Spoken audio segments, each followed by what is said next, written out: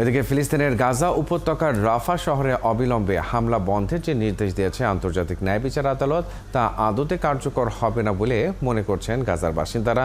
তারা বলছেন এমন ঘোষণা আগেও অনেক এসেছে, কিন্তু ইসরায়েল কিছুই পরোয়া করেনি। তাই আর সিদ্ধান্ত বা ঘোষণা নয়, বাস্তব পদক্ষেপ দেখতে চায় ফিলিস্তিনিরা।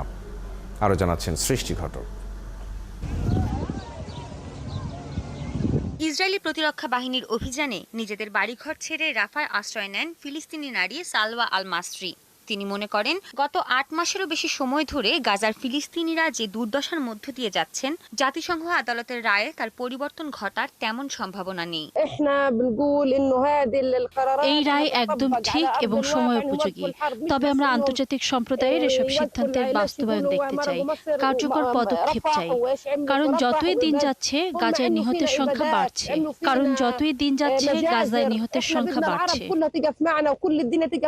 ইসরায়েলি বাহিনীর বোমা থেকে প্রাণ বাঁচাতে হাজার হাজার ফিলিস্তিনির মতো সালওয়াও নিজেদের বাড়িঘর ছেড়ে গাজার দক্ষিণাঞ্চলীয় সীমান্ত শহর রাফাহতে আশ্রয় নেন।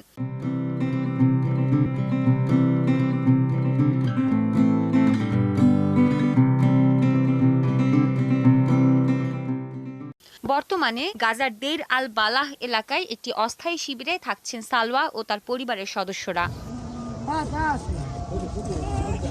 ইসরায়েলি বাহিনীর হামলায় গত ৮ মাসে ৪ বার বাস্তুচ্যুত শাবান আবদেল রৌফ বলেন, এই রায়ে কোনো পরিবর্তন আসবে না তাদের জীবনে। ইসরায়েল বৈশ্বিক জনমতকে পাত্তা দেয় না। মার্কিন প্রশাসন সবসময় তাদের পাশে আছে, তাই নিজেদের বরাবরই আইনের ঊর্ধ্বে বলে মনে করে ইসরায়েল। আর দুঃখজনক হলেও সত্য হলো, ইসরায়েলি বাহিনীর হাত থেকে ফিলিস্তিনিদের বাঁচানোর জন্য বিশ্ব এখনো প্রস্তুত নয়। যুদ্ধ গত বছরের ৭ অক্টোবর শুরু হয়নি, হয়েছে ৭৬ বছর আগে। আইসিজে যে নির্দেশ দিয়েছে তা শুধু রাফাহতে হামলা বন্ধ করার জন্য। তাদের উচিত ছিল এই যুদ্ধ তাৎক্ষণিক বন্ধের নির্দেশ দেয়া, কিন্তু তা হয়নি। এদিকে গাজার ক্ষমতাসীন গোষ্ঠী হামাস আন্তর্জাতিক ন্যায় বিচার আদালতের এই রায়কে স্বাগত জানিয়েছে। তবে এক বিবৃতিতে গোষ্ঠীটির পক্ষ থেকে বলা হয়েছে, গাজায় ইসরায়েলি বাহিনীর অভিযান বন্ধে এই রায় যথেষ্ট নয়।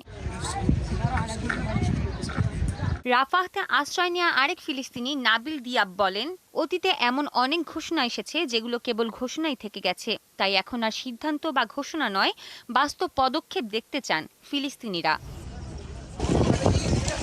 সৃষ্টি ঘটক, ৭১।